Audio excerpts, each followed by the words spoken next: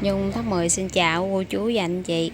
Sáng nay thì Nhung được biết là có một mạnh thường quân, đó là chị Tạ Mỹ Linh gửi cho mẹ bé Nguyên đây là 1 triệu để đóng tiền nhà trọ đó quý cô chú anh chị. Thì hôm nay Nhung tới để Nhung trao tiền cho mẹ bé Nguyên. Nguyên ơi,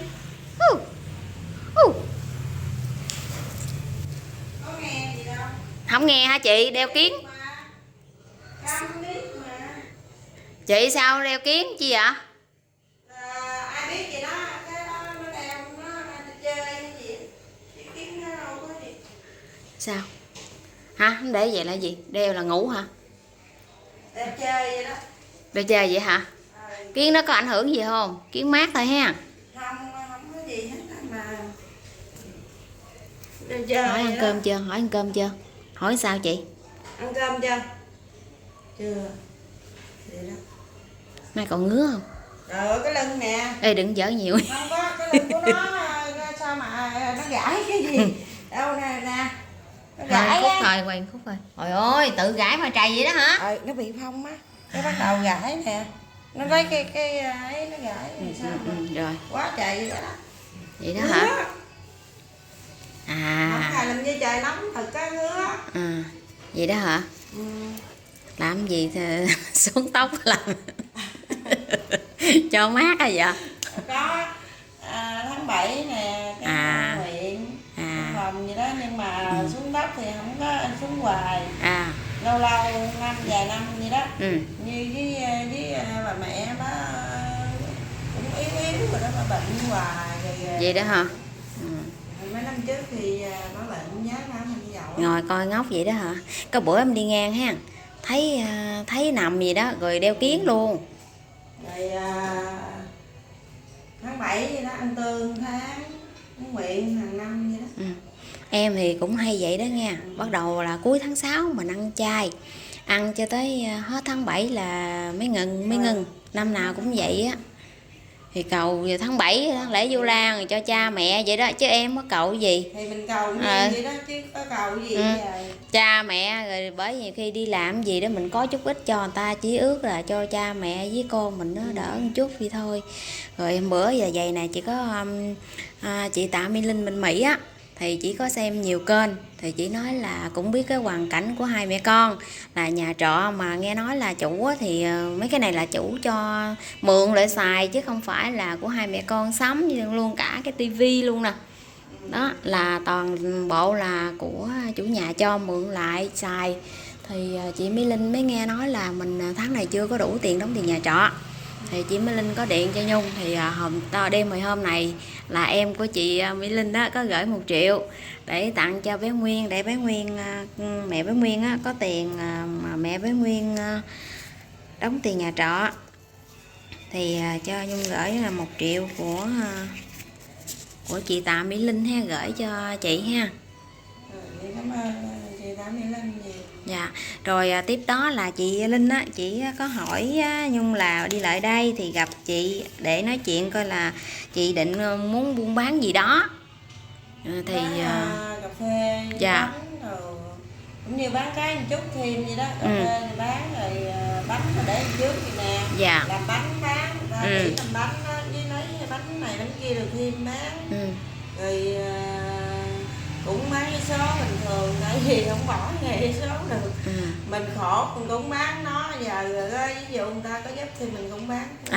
Cũng bán vé số, lấy vé số mình để đó mình bán, rồi bán thêm bánh này bánh kia, rồi bán cà phê ha, như giống như mừng trước đây nè, mình để trước đây ha, cũng nhộn nhịp lắm á. Có hỏi bà chủ nhà rồi, bà nói thứ bảy hoặc chủ nhật con ở Bình Dương á, về là gắn cái đó đó, gắn cái mái che cái ân trước đó lại cho mình ha, tại mình mới bán được. Mấy bữa mà trời mưa bão là nó sập xuống đúng không? Nó sập xuống tạt vô nhà hết trơn Rồi kêu bà làm, bà nói để bà làm cái đó. Nếu bà không con bà về làm không kịp thì bà kêu thợ làm. Dạ, vậy đó ha. Chứ để làm cho mình có chỗ buôn bán, thấy hoàn cảnh mình cũng tội. Bán được chứ không có cái đó không có che là bán không được. Với lại tạt vô trong nhà với lắm ướt hết trơn chuẩn bị đồ lao sẵn vậy đó. Rồi có khi nó chảy vô trong đây nhóc hết trơn. Vậy hả? Đồ lao nhóc trang để làm cho hàng chị đồ lao nội lao nhiều đấy ha. Lúc này trời cũng hay mưa nữa nè. Thì vậy thì cái ước tính đó là vốn của mình đó là Mỹ Linh ở chị Mỹ Linh đó muốn biết á chị là sẽ cần khoảng bao nhiêu rồi như thế nào. Bữa là mình có bàn trước rồi là Nhung có điện thoại cho chị Tám rồi. Chị Tám nói là nếu mà bán cà phê cốc ở đây thôi với lại là bán lấy một ít vé số bán, thì tại vì vốn thì hỗ trợ cho nên là cũng không có dám nói nhiều và cũng không có dám lấy nhiều và mua nhiều nữa. Thì em định là mình mua cái tủ á, cái tủ khoảng 1 triệu là em thấy cái tủ gì vừa được không? Cái tủ bánh dạ ha. Thì cái tủ bánh á là để là khoảng 1 triệu thì với lấy vé số 1 triệu rồi tiền bán bánh xếp với lấy cà phê ban đầu nữa, thì ước tính là em nói thôi chị Mỹ Linh ơi hỗ trợ cho chị là 4 triệu mấy 5 triệu là 200 đô là chị thấy cũng tạm ổn. Nhưng mà còn cái phần bàn ghế á nhưng không có tính, thì theo chị Tám á, là bàn ghế đó mình cần khoảng nhiêu nữa không, để cho khi mà chị Mỹ Linh xem video này á, với lại có một số khán giả xem á, thì sẽ chia sẻ cùng với mình là coi mình cần vốn như vậy có đúng hay không. Đâu chị tính nó khoảng bàn nữa hay sao? Nhung nó cũng đúng rồi. Dạ. Tại lấy giấy số với tủ rồi với cà thì phê, chút ít tại mình đúng rồi, đúng. Đó cũng 4 triệu cũng phải rồi. À. Còn như bàn ghế thì 4 bộ. 4 bộ thì ghế thì trăm mấy cái đó. Như mình tính 120 đi. Dạ. Thì 4 cái thì cũng 500 đến 600 ngàn á. Dạ. Bộ. Vậy ha. Nhưng bộ ghế là 600 rồi còn cái bàn nữa chị? Thì bàn ghế luôn đó. Cũng như là 120 thì 4 cái ghế thì 500. 4 ghế 480. 480 thì cũng cái kia 120 đi. Cái bàn 120 nữa hả? Cũng như bộ như là 600. Bộ mình tính độ khoảng là 600 phải không? Như 600 nghe 600 hoặc 600 mấy đó. 600 thì mình tính 600 đi ha. Là 4 bộ đó nó khoảng 2 triệu mấy ha. 2 triệu mấy nữa thì khoảng cho 100 nữa. Thì nếu mà chị Mỹ Linh có xem cái video này thì nếu mà hỗ trợ thì cái phần mà tiết kiệm nhất tối đa, cái phần tiết kiệm nhất tối đa có thể là chị hỗ trợ cho chị 300, là tính ra là 300 đô đi khoảng 7 triệu, khoảng 6 triệu mấy 7 triệu gì đó. Cho chị có vốn, cái đó là sát nhất có thể, nhưng mà phát sinh gì đó thì tự chị gói ghém. Tại vì cái phần hỗ trợ thì nếu mà chị cho chị Mỹ Linh á có lòng hỗ trợ nhiều thì chị sẽ được mua thêm rộng rãi thêm là ly hay là một cái bàn hay là một cái gì vậy thêm á, thì nó sẽ thoải mái cho chị nhẹ tí xíu. Còn không thì gói ghém. Tại vì cái vốn như vậy là đối với chị Tám đây rất là mừng, cái đó là rất là nhiều rồi. Nhưng mà không biết hữu duyên như thế nào thì tùy theo tạo Mỹ Linh ha. Mỹ Linh giúp cho chị Tám đây để có vốn rồi buôn bán trước cửa nhà, thì để tiện chăm sóc cho bé Nguyên. Tại bé Nguyên 29 30 tuổi rồi, bệnh rất là nhiều. Cười. Bệnh rất là nhiều, mà nếu mà mẹ đi bán vé số á thì phải đóng cửa khóa cửa lại bỏ em ở nhà. Còn nếu mà em đi thì đâu có đi được. Còn cái nếu mà xin xe lăn để em vẫn được, nhưng mà em lớn lắm, đẩy đi về mưa gió cũng rất tội, mà em nó đo rất là yếu, bệnh tùm lum. Bây giờ hiện tại là bé nó bị là thòng ruột hả chị? Thắt ruột cần phải đi phẫu thuật nữa, cho nên là chị Tám rất là mừng, rất là xúc động nữa. Tại vì được chị Tạ Mỹ Linh nó hỗ trợ vốn buôn bán này để chị tích lũy một ít tiền nữa. Rồi mong một sự cái hữu duyên nào đó mạnh thường nào đó yêu thương bé Nguyên, chia sẻ một chút ít cho bé Nguyên đi mổ cái phần thắt ruột ra thì cho bé Nguyên nó đỡ tí xíu. Bé Nguyên bệnh rất là đủ thứ, bệnh rất là nhiều nha, tim rồi bây giờ không biết sao mà phong hay sao ngứa mình mẩy vậy á. Nhưng mà nhà thì ở nhà trọ nữa, rồi mẹ bé Nguyên thì chỉ biết một ngày đi bán vé số vậy nuôi em, thì cái cuộc sống nó chỉ đủ trang trải cho tiền nhà trọ ăn uống, một phần thuốc men nhỏ thôi. Còn nói mà đi đến bệnh viện á, thì nó hơi thiếu tí xíu. Nếu như người mẹ đơn thân mà lớn tuổi rồi phải chăm sóc con mình là như vậy thì rất là tội nghiệp. Thôi ôi chị thấy chị ấy cái là nhìn kìa, sợ mẹ khóc lắm. Thấy tội nghiệp. Nguyên cho tiền kìa.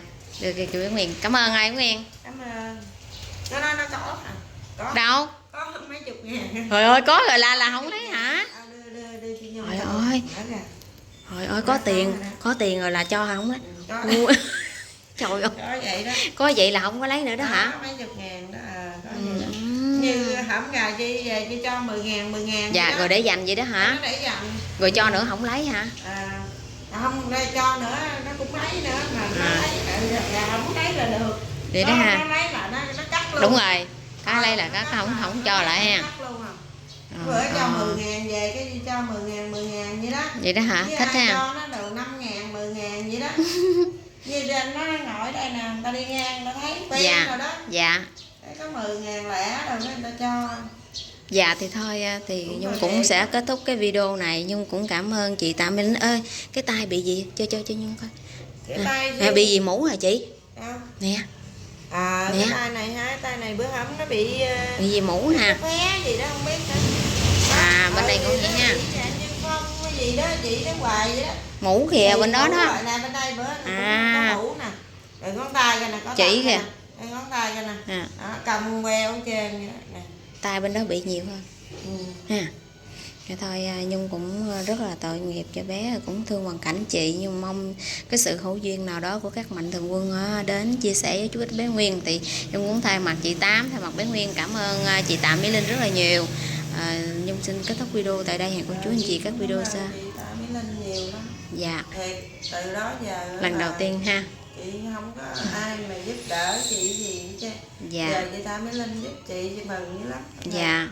Cuộc sống mà khó khăn, bây giờ không biết nói sao. Dạ thì nói chung là ở đây thì ai cũng biết hoàn cảnh chị, nhà thuê mà nuôi một đứa con như vậy rất là khó khăn rồi, nhưng mà được sự dạ dạ thì thôi Nhung cũng cảm ơn chị Tạ Mỹ Linh rất nhiều nha. Nhung kết thúc video tại đây, chú anh chị các video sau.